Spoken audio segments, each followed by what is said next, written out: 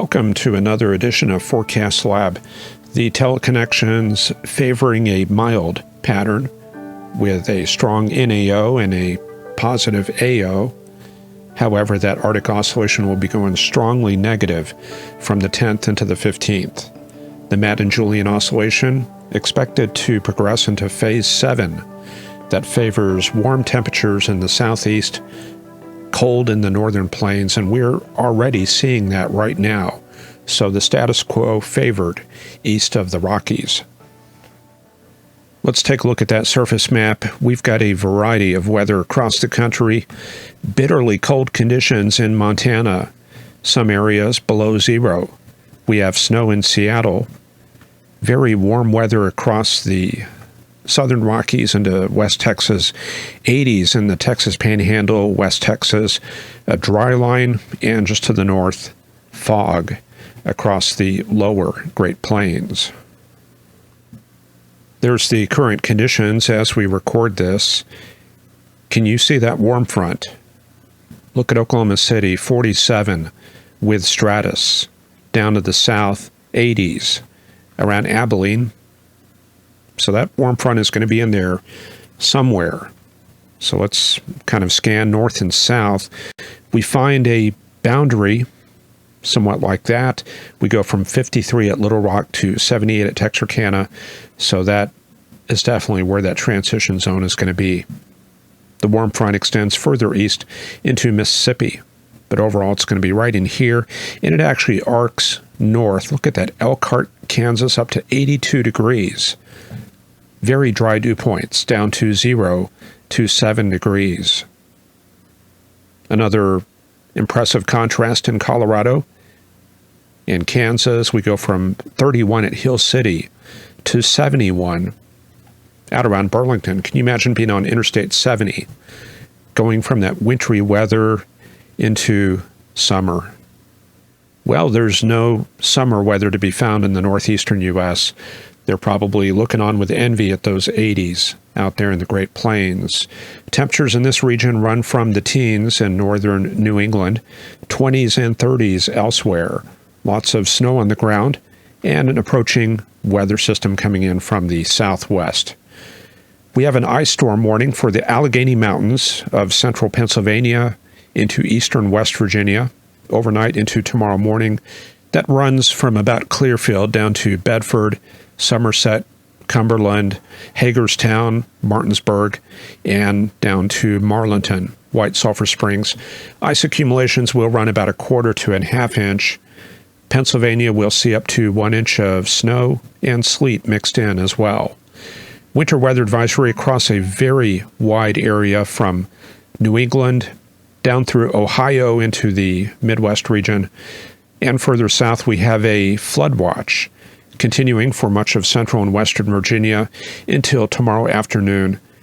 Due to that surge of moisture coming in from the south, there is the potential for 1 to 2 inches of rain. The integrated vapor transport chart shows the flow of that moisture into the Ohio River region. This area is under a marginal risk of severe storms, according to the Storm Prediction Center, and going into tomorrow, they will be on the tail end of that feed of moisture. And then things start drying out going into this weekend. However, another surge gets going for Saturday. And the satellite imagery does show those embedded storms rolling into Kentucky, Indiana, and Tennessee. The radar animation through the day does show very little organization of this activity. And typically when we see that, that's due to very limited instability.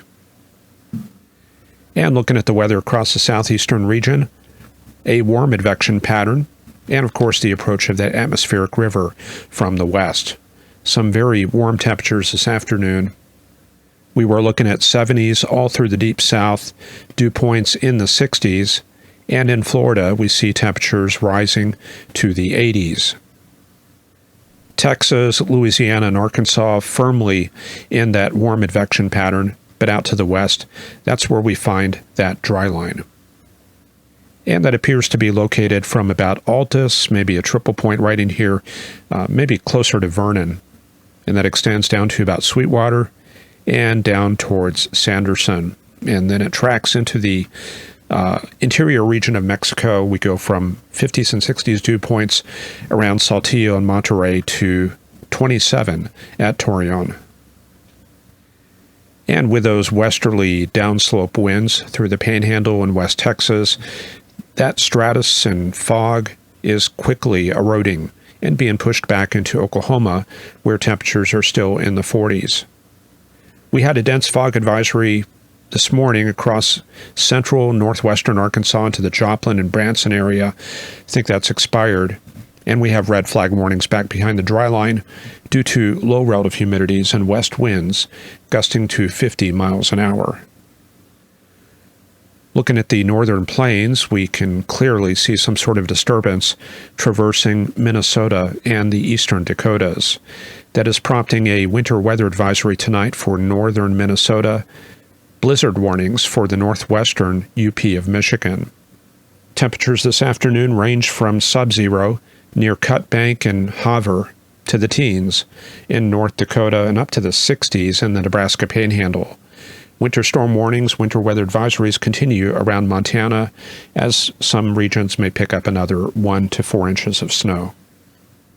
A very warm day across the Central Rockies, looking at 60s and 70s on the Colorado Plains, 50s and 60s in the Colorado mountain valleys. As we go into the southwest region, temperatures warm into the 60s in the Four Corners and 70s in the deserts. Wind advisories continued in the Great Basin region, but those have expired this afternoon. A nice reprieve in California, fair skies across much of the state. Today's temperatures in California ranged from the 30s and 40s in the mountains to the 50s in the San Joaquin Valley and 60s in Southern California. So even with that sunshine, we are a little bit on the cool side. Some fog hanging around the Los Angeles area this afternoon. As we go north, this is getting into some more unstable and unsettled weather. These convective bands moving onshore and across the mountains. A winter storm warning is in effect above 1,500 feet out there around Crescent City, and then going south into the Sierras. Winter storm warning for Thursday and Friday as that next wave moves inland. And this is what we're talking about. We can refer back to that integrated vapor transport map. Here's midnight. Here's tomorrow morning. It's on the way and comes onshore around midday. And of course, that will cross over the San Joaquin Valley and affect the Sierra Nevada range.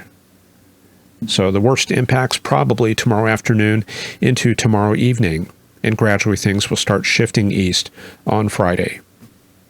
This warning calls for about 8 to 18 inches of snow with up to 3 feet in the higher elevations.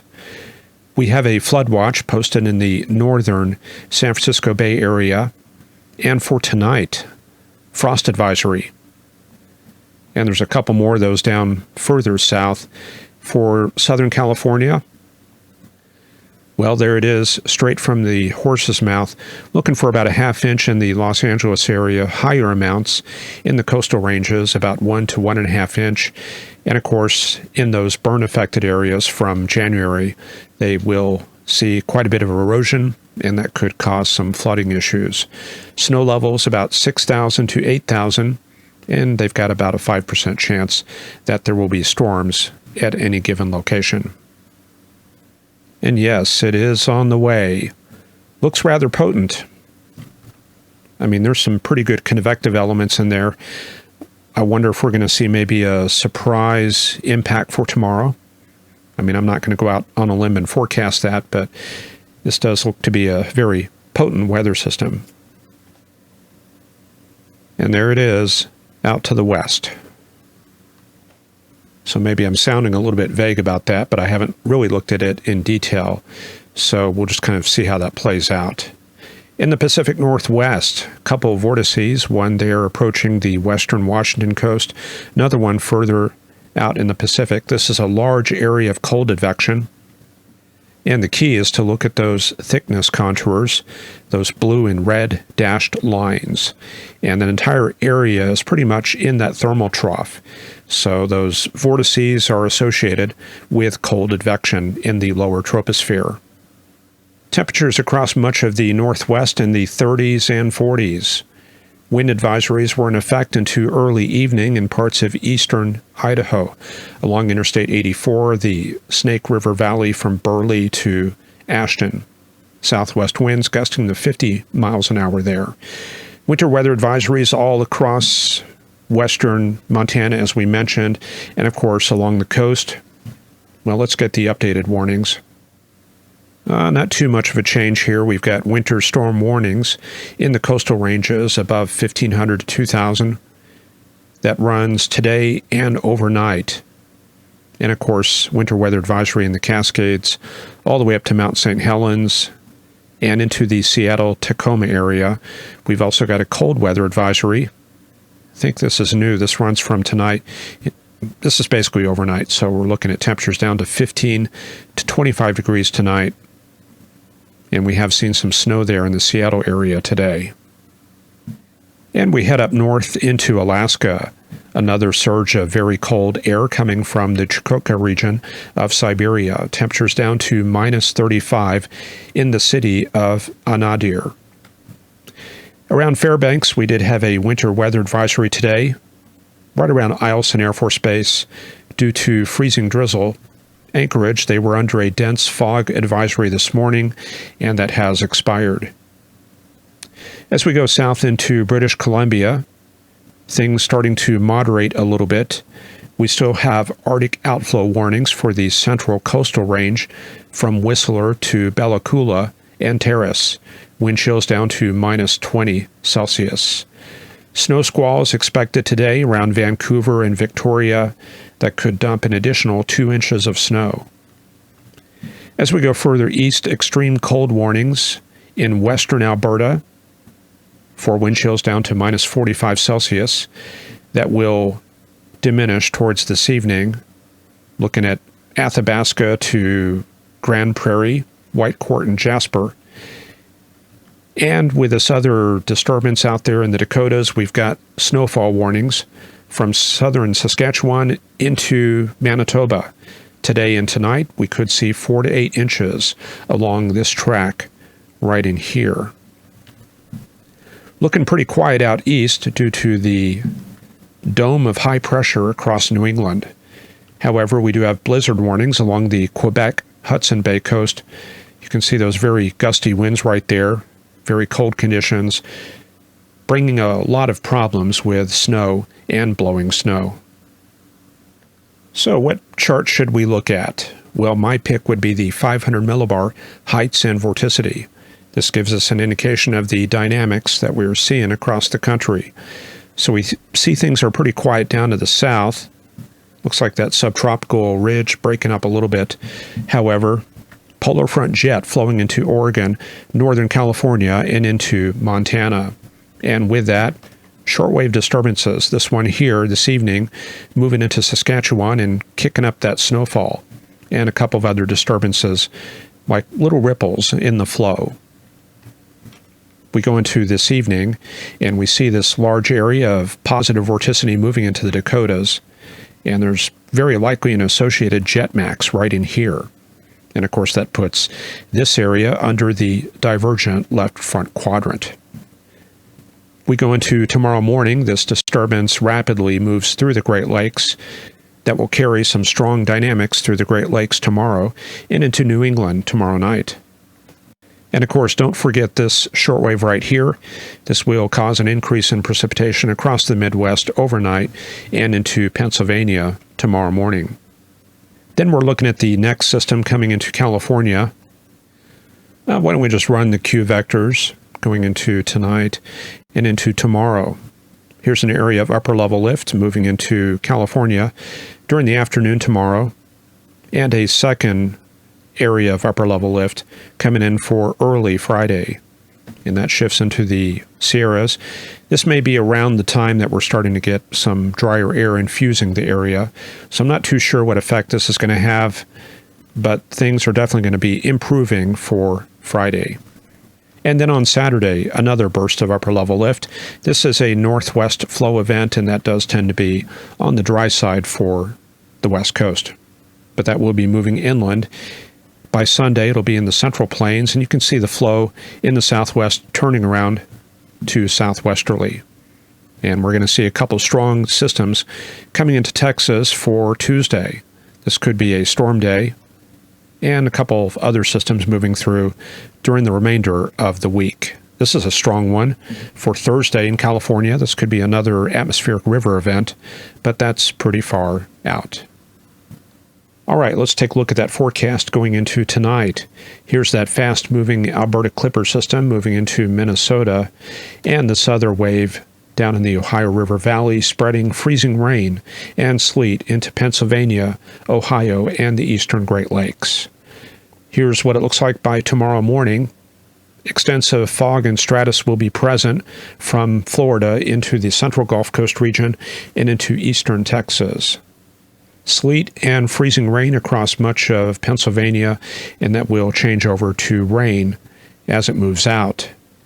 Strong Clipper system moving into the Great Lakes area. Lake effect snows will pick up.